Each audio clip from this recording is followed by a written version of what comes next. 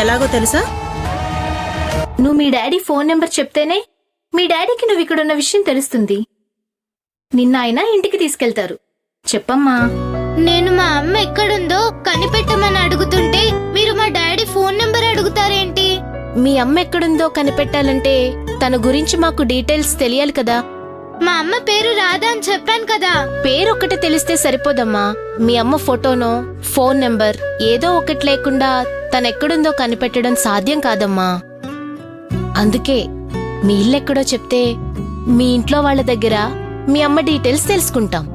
నేను అడ్రస్ చెప్తే మా ఇంటికి తీసుకెళ్లి మా డాడీకి అప్పగించేస్తారు. అప్పుడు అమ్మ ఎక్కడుందో తెలుసుకోవడం నాకు కుదరదు. అందుకే నేను అడ్రస్ చెప్పను. జయంతి, పాప వాళ్ళ డాడీ ఫోన్ నెంబర్ చెప్పిందా లేదా? ఎంత అడిగినా చెప్పట్లేదు. మా అమ్మని కనిపెట్టండి, మా అమ్మని కనిపెట్టండి అని మాత్రమే అంటుంది. పాప మిస్ అయినట్టు ఏదైనా ఫోన్ వచ్చిందా? రాలేదు సార్. పాప చాలా వీక్ గా కనిపిస్తుంది. ఏమైనా తినిపించావా లేదా? లేదు సార్. వాళ్ళమ్మని కనిపెట్టేదాకా వాటర్ కూడా తాగనని మొండికేస్తోంది. నువ్వు వెళ్ళి తను తినడానికి ఏమైనా తీసుకురా. అలాగే సార్.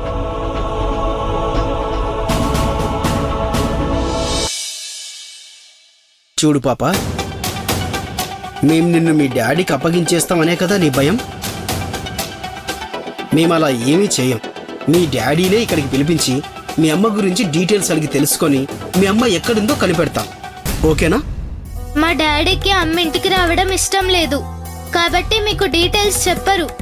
మీరే మా అమ్మని కనిపెట్టాలి. అయ్యో పాప, నీకెలా చెప్తే అర్థమవుతుంది? Excuse me sir.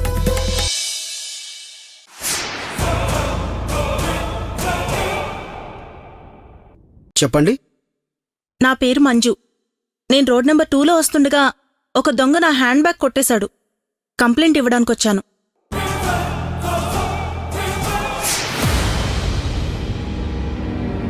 ఖుషి, నువ్వేంటి ఇక్కడున్నావు?